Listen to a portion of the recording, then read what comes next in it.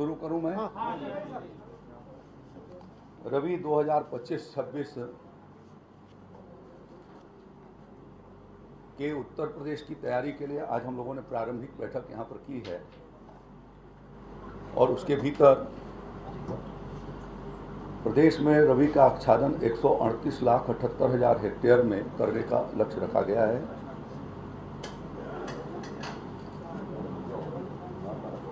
वर्ष 2023-24 में 132,86,000 हेक्टेयर के भीतर रबी का आच्छादन हुआ था।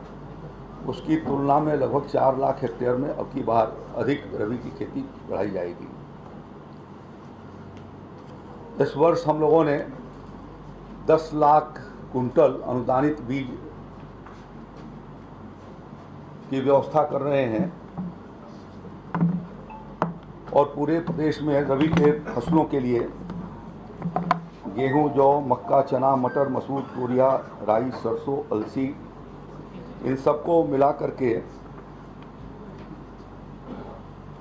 10 लाख क्विंटल राज्य सरकार के वित्तीय संसाधनों से हम उन्हें आधारी और प्रमाणित बीज उपलब्ध कराएंगे और शेष जो है वो 47 लाख जो है वो निजी सेक्टर से और अन्य संस्थाओं से उसका आपूर्ति की जाएगी।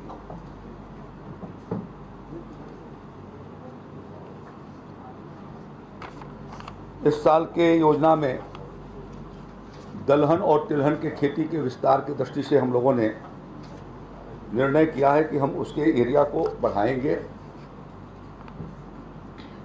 क्योंकि गेहूं के तुलना में सरसों और दलहन की फसल ज़्यादा मुनाफा देती है, लागत भी कम लगता है, उत्पादन भी अच्छा होता है और कीमतें भी अच्छी मिलती हैं। तो किसानों की आमदनी बेहतर हो सके, इस दृष्टि से यह उत्तर प्रदेश कृषि विभाग इसके लिए अभियान चलाएगा। हमारी प्राथमिकताओं में से गन्ना की जो शीतकालीन जो गन्ना लगाई जाती है विंटर सीजन के भीतर, उसके भीतर हम लोग दलहन और तिलहन के इंटर क्रॉपिंग भी करेंगे और यह हमारा प्रयास होगा कि जो किसान गन्ना लगाते हैं उनको हम निःशुल्क दलहन और तिलहन के मिनी किट उपलब्ध कराएं, जिससे मल्टी क्रॉपिंग की ओर हमारे किसान भाई आगे की ओर बढ़ सकें।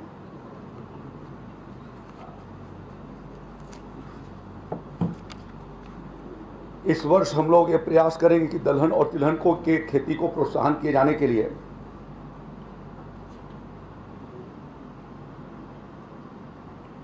लगभग 12,80,350 मिनी किट किसान भाइयों को निःशुल्क उपलब्ध कराई जाएगी।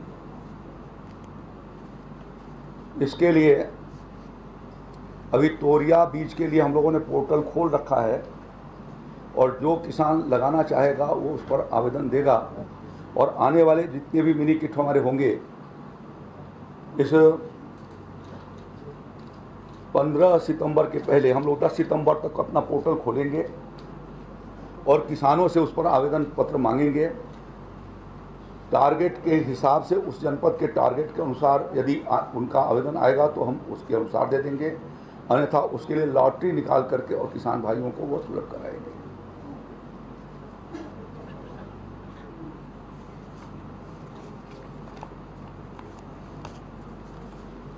रबी के लिए हम लोग फर्टिलाइजर की दृष्टि से भी विचार विमर्श किए हैं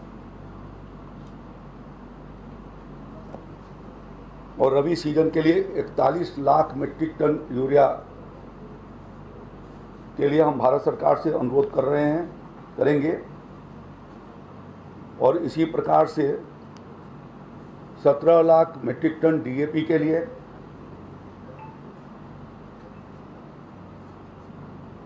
और 7,08,000 मीट्रिक टन एनपी के लिए 1.78 मीट्रिक टन एसएसपी के लिए और 84,000 मीट्रिक टन पोटास के लिए, 2 लाख मीट्रिक टन पोटास के लिए हम लोग उनसे डिमांड करेंगे। हम लोगों ने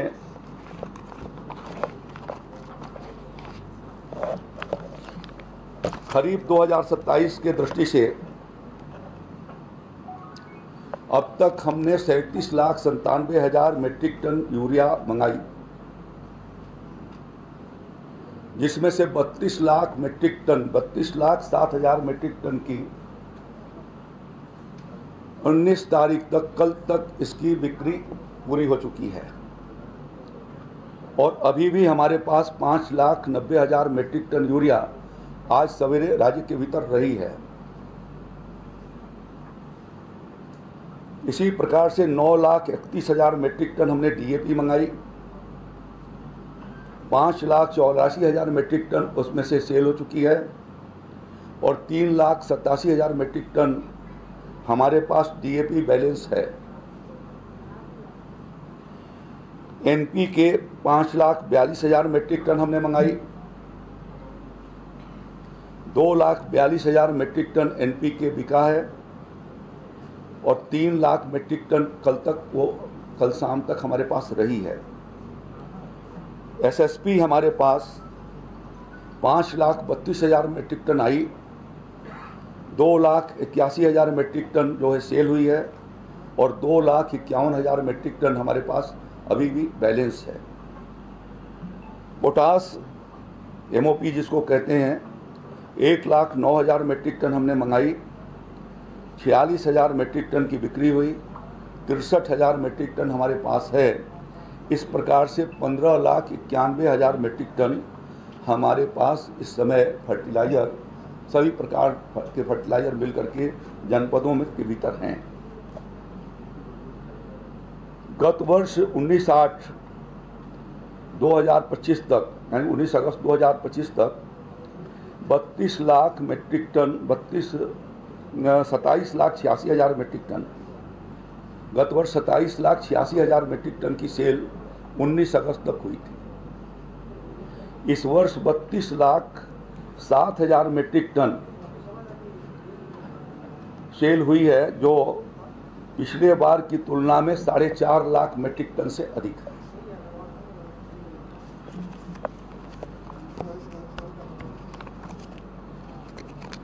पंद्रह से ज़्यादा जनपद हैं जिनके यहाँ 10,000 मेट्रिक टन से ज़्यादा खपत यूरिया की इस वर्ष हुई है।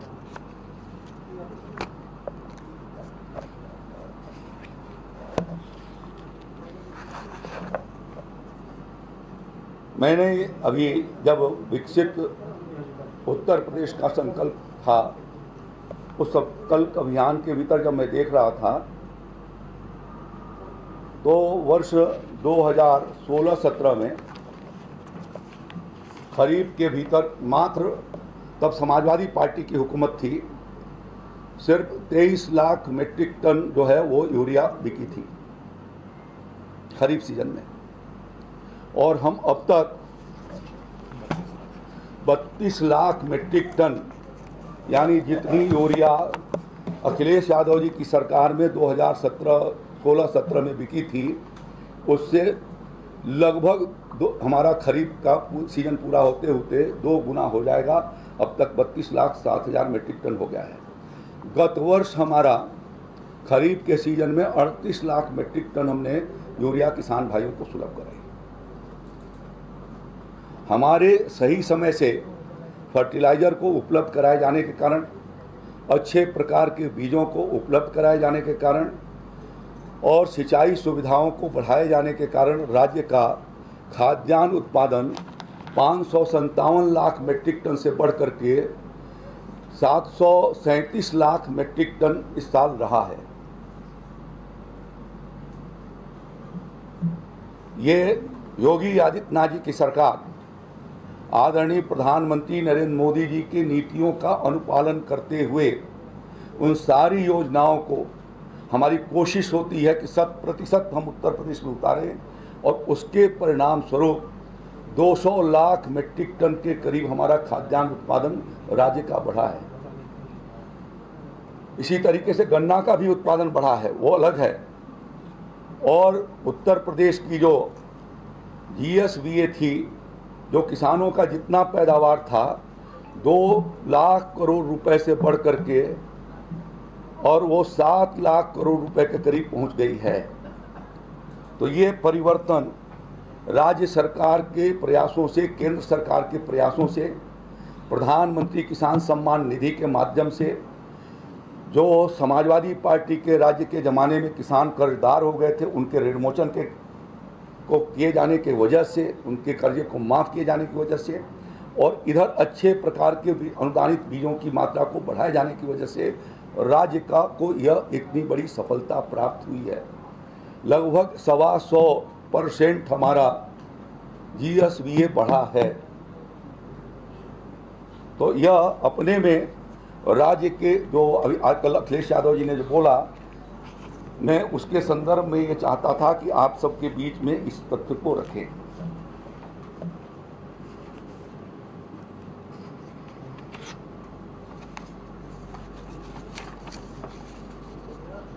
यूरिया पर भारत सरकार, आदरणीय प्रधानमंत्री नरेंद्र मोदी जी ने 2014-15 में सरकार बनने के बाद यूरिया के और DAP के कीमतों में कोई बढ़ोतरी नहीं करी।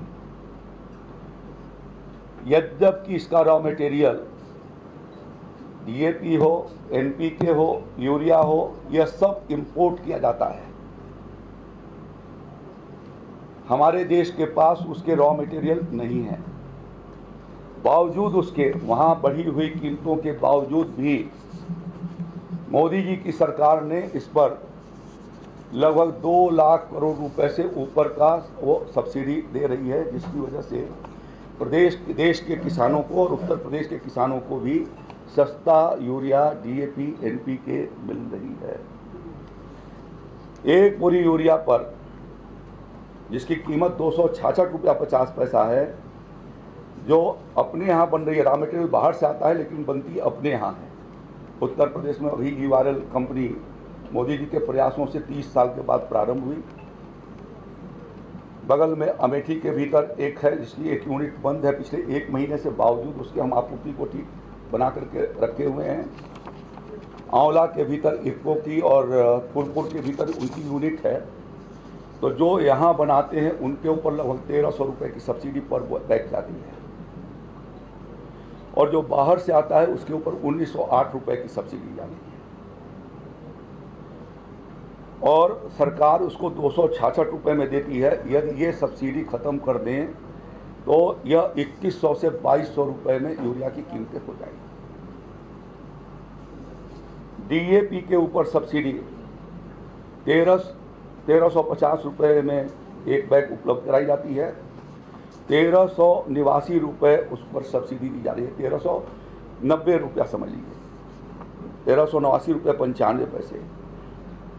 और यदि वो सब्सिडी खत्म होती है तो 2739 रुपये 2739 रुपये 95 पैसे, यानी 2800 रुपये की बैठेगी।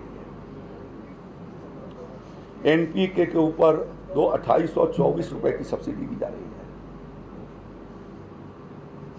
और वो 2824 रुपये उसकी कीमत पड़ती है।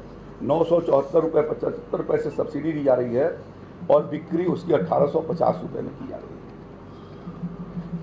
पोटास के ऊपर जो है वो 71 रुपया 40 पैसे का अनुदान पर बैग हम लोग पर बैग दे रहे हैं, और SSP पर 363.15 पैसे का पर बैग यह सब्सिडी जा रही है। तो एक तरीके से ये राष्ट्रीय संपत्ति है, इसका दुरुपयोग होना किसी भी सूरत में यह राष्ट्र के हित में नहीं है।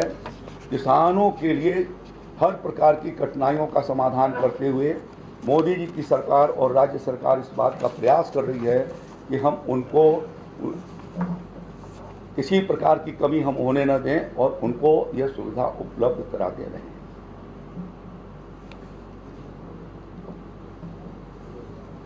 इस साल इन परिस्थितियों को देखते हुए लगातार मई महीने से ही राज्य सरकार सक्रिय है।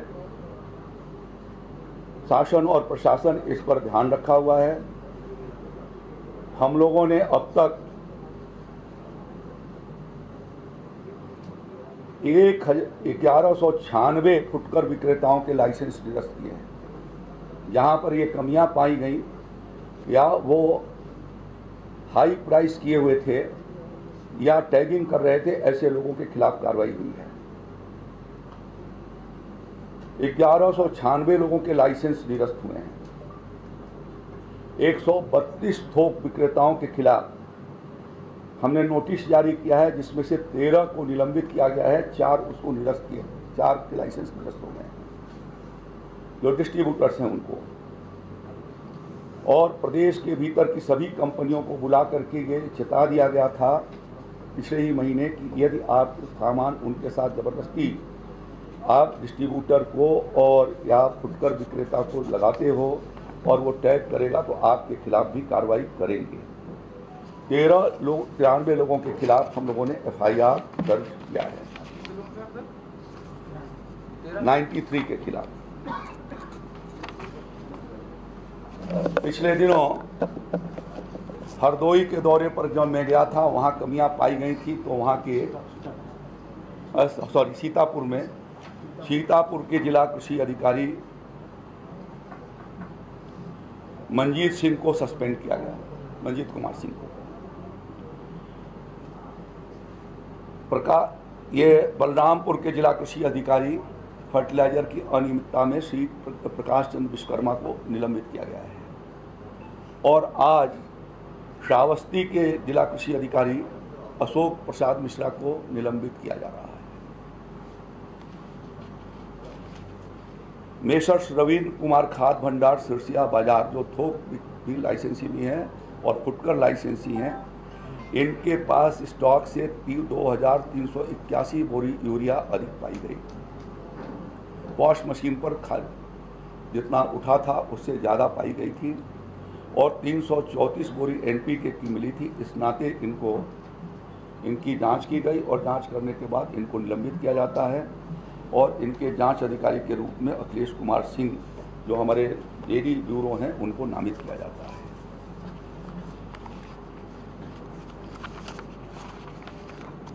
हमने अभी 3-4 जनपदों का दौरा किया, देवरिया, कुशीनगर, महाराजगंज और सिद्धार्थनगर। सिद्धार्थनगर के भीतर अभी हम लोग 2 महीना पहले मैं और हमारे प्रमुख सचिव साहब हम लोग जाकर के भारत सरकार से मिले थे और उनसे ये रिक्वेस्ट किया था कि कुछ एक्सेस पोर्टल को सुधार किया जाए और पोर्टल में व्यवस्था बनाई जाए। और उसमें ये कहा था कि जो फ्रीक्वेंट सेलर बायर हैं और जो निर्धारित मात्रा से ज़्यादा उठा रहे हैं, उनकी जानकारी पोर्टल पर यदि उपलब्ध हो जाए तो हम फिर आगे उसके बारे में कार्रवाई करेंगे। अभी जब मैं महाराजगंज जिले के दौरे पर था, परसों नरसों था मैं, तो वहाँ पर उस पोर्टल से चार्ट निकाले गए और निकालने के पश्चात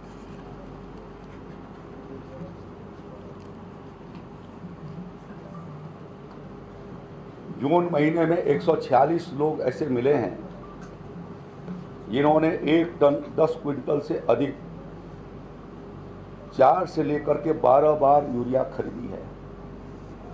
यानी पॉश मशीन पर उनके अंगूठे लगे।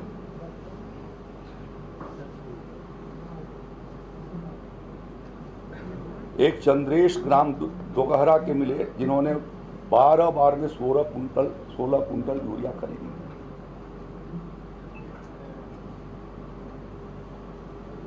छह लोग ऐसे मिले जिन्होंने 10 बार में 1.5 मेट्रिक टन से ज़्यादा यूरिया खरीदी है। इन सब लोगों की पहचान कराई जा रही है, इनके जोत के साथ कि उनका जोत उनके अनुरूप है कि नहीं, जितना फर्टिलाइज़र उन्होंने लिया है, और जिन लाइसेंसियों ने इनको बेचा है उन सबको इस बात के लिए नोटिस दी गई है कि एक आदमी को फ्रीक्वेंट कितनी बार कैसे यूरिया मिला है।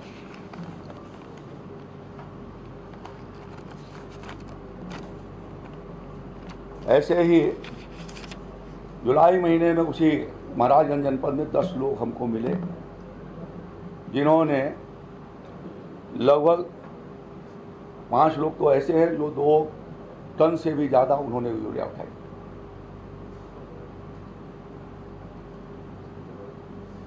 उसमें 15 से 20 बार उठाने वाले लोग हैं।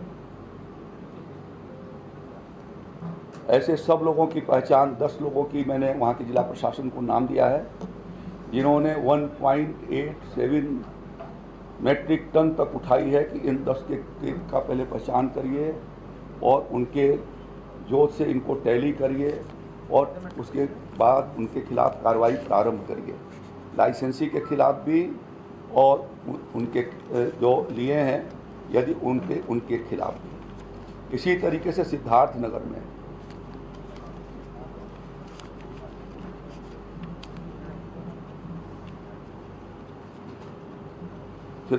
के लोगों का भी पहचान किया गया।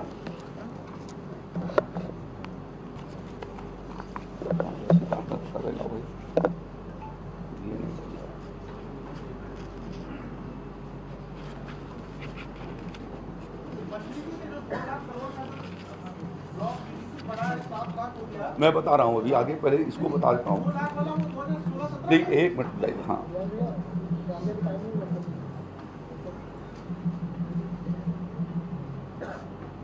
सिद्धार्थनगर में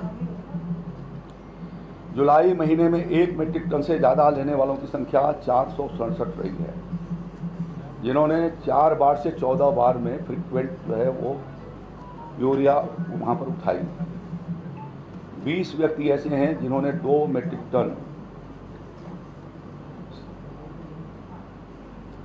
से लेकर के 2.5 मीट्रिक टन की खरीद किया है 4 से 14 बार में।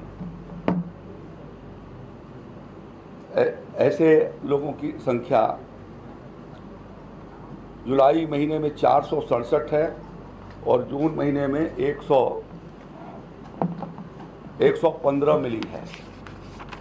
वहाँ के जिला प्रशासन को मैंने कहा है कि इसमें से जिन लोगों ने 2 मीट्रिक टन से पहले ऊपर उठाया, इन सारे लोगों की 2 मीट्रिक टन का मतलब होता है 20 कुंटल, 50 बोरे से ज़्यादा जिन्होंने खपत किया है, इनकी पहचान किया जाए।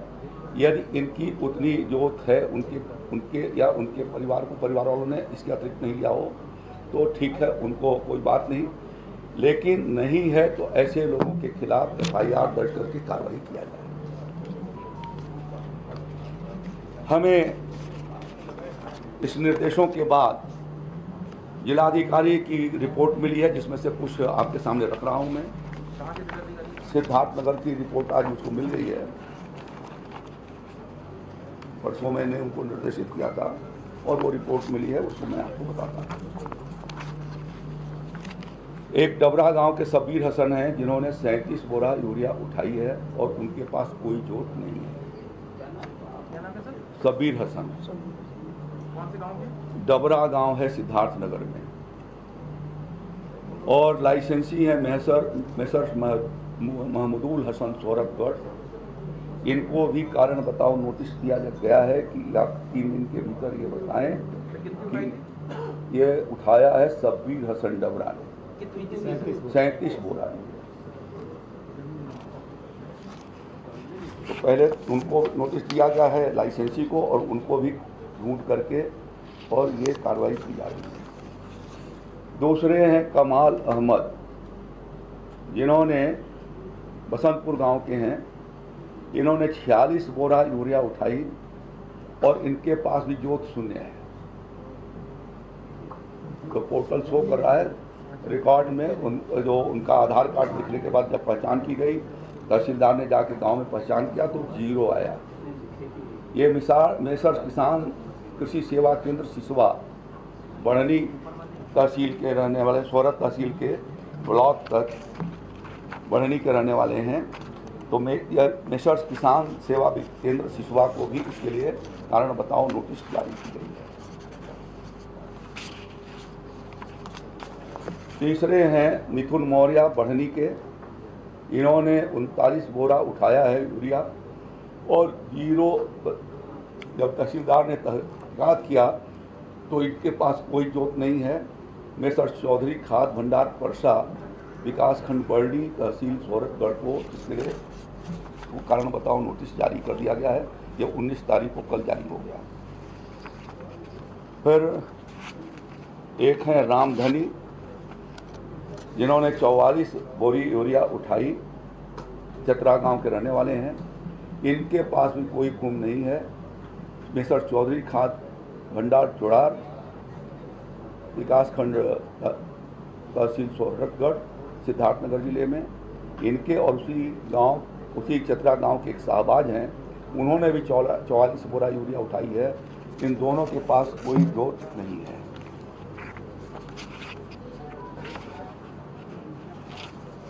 इस प्रकार से हमने जो 10 लोग हाईएस्ट हैं उन जनपदों के, महाराजगंज और सिद्धार्थनगर, उनको वेरिफिकेशन के लिए डाला हुआ है और उसमें से कुछ लोगों की रिपोर्ट आई है जो आपके सामने मैंने प्रस्तुत किया है। और इसलिए हम पूरे प्रदेश के ऐसे के भीतर और ख़ास तौर पर सीमावर्ती जनपदों के भीतर हम इसके बारे में कल हम लोगों ने ये निर्देशित किया है, प्रमुख सचिव साहब ने हमारे, कि इन सभी जगहों से इनके बारे में रिपोर्ट मंगाई जाएगी, इसको देखा जाएगा। फर्टिलाइज़र उपलब्ध रहेगी लेकिन मिसयूज करने की इजाज़त किसी को नहीं दी जाएगी। मंत्री जी, इसमें एक सवाल ये है कि आप तस्करों को पकड़ रहे हैं, तो तस्कर ही हैं नेपाल बॉर्डर पे। मंत्री, जमीनी हकीकत कुछ और बोल रही है। जो देखिए, फर्टिलाइज़र उठना है पॉश मशीन से। अभी तक आधार कार्ड की व्यवस्था थी तो आधार कार्ड को ट्रैक करने में थोड़ा वक्त लग जाता है ज़्यादा। हमने ये हफ्ता 10 दिन पहले ये निर्देश भेजा कि सभी जगहों पर उनके किसानों के मोबाइल नंबर लिखे जाएंगे, जिससे हम ये वेरीफाई कर सकें उनसे कि किस जगह से उन्होंने फर्टिलाइज़र लिया है और कितने कीमतों में ली है। और इसकी भी जांच किया, जिसका मैंने अपने कल परसों में जहाँ पर दौरे पर गया, किसानों ने जहाँ पर जो बात बताई, जिसने बताया कि 267 रुपये में मिला वो भी लगा दिया है, 270 वाला भी बता दिया है, 280 वाले भी को दे दिया है, और जिन्होंने 400 रुपये तक भी ले जा करके बेचा है, ऐसे विक्रेताओं को नोटिस दी जा रही है और शोकाज नोटिस करके ऐसे लोगों के खिलाफ कार्रवाई की जाएगी।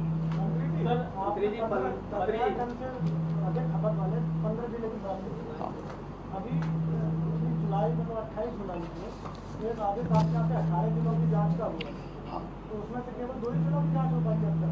नहीं, सबके रिपोर्ट आ रहे हैं सबके रिपोर्ट, तभी तो कार्रवाइयाँ भी शुरू हो रही हैं। सर, अखिलेश यादव ने कल एक पोस्ट किया सोशल मीडिया पर, उसमें लिखा है कि कह गए ऐसे भाजपाई कलयुग आएगा, कृषक खाएगा लाठी डंडा, खाद का संकट गहराया। देखिए, कृषक को कहीं पर भी लाठी नहीं खानी होगी, लेकिन जो तस्कर, माफिया, जमाखोर और कालाबाजारी करने वाले हैं, ऐसे लोगों के खिलाफ हम सख्त कार्रवाई करेंगे। और मैंने बता दिया कि उनको किसानों के ऊपर बोलने का कोई हक नहीं है, आज की तारीख में वो कोई राइट नहीं रखते हैं। जिनके ज़माने में किसान खेती भी नहीं कर पाता था, हम अभी 106 लाख हेक्टेयर के भीतर खेती लगाए हुए हैं योगी जी की सरकार में। उनके ज़माने में 90 लाख हेक्टेयर ही बुआई हुआ करती थी। इनपुट न मिलने के कारण किसान अपने खेत के बुआई से वंचित हो जाता था, तो उन्हें, और न वो एमएसपी पर खरीदते थे। उन्हीं के जमान के नीतियों के परिणाम स्वरूप योगी आदित्यनाथ जी की सरकार को 86 लाख किसानों के 36,000 करोड़ रुपए माफ़ी करने का फैसला लेना पड़ा। यदि वो बहुत अच्छे थे तो किसान क्यों आत्महत्या कर रहे थे? हम किसान को आत्महत्या भी नहीं करने दे रहे हैं, किसान को सही समय पर इनपुट दे रहे हैं, और जो सही किसान है उसे किसी भी प्रकार की कोई तकलीफ नहीं होगी।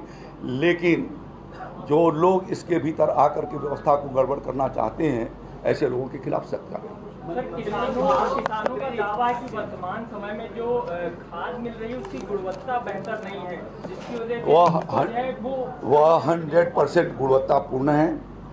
जो पैक्ड आ रहे हैं वो मैंने आपको बताया कि ये सारे इम्पोर्टेड फर्टिलाइज़र आते हैं। भारत सरकार अपने मानकों पर जांच करती है, कंपनियों को अलर्ट करती है और उसके बाद वो आते हैं यहाँ पर।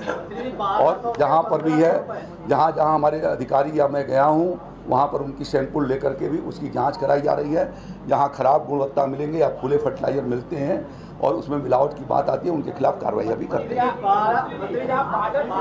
से भी आप लोग बात कर रहे हैं, जितने भी जिले हैं और इस तरह के जो माफिया है वर्षों से चले आ रहे हैं, ये सब देखिए, मैंने आपको बताया कि इतने जिले जो एक्सेस सेल के हैं और सीमावर्ती जनपद हैं, उन सब की जो है वहाँ पर पूछा गया है कि किस बात क्यों आपका इतना लगा, उसका प्रॉपर एक्सप्लेनेशन नहीं होगा तो ऐसे लोगों के खिलाफ कार्रवाई भी करेंगे।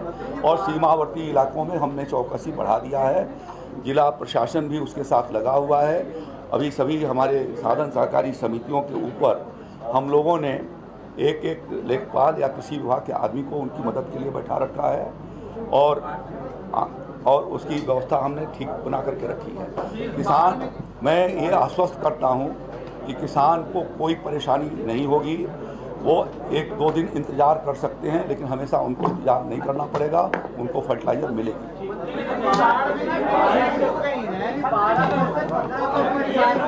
अब धन्यवाद।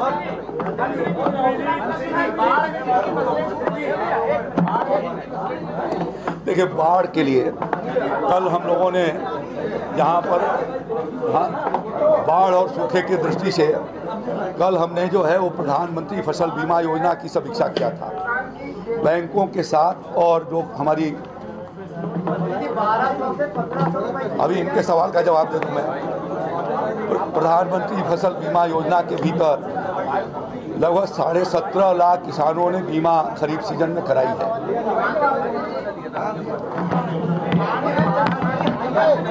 उन सभी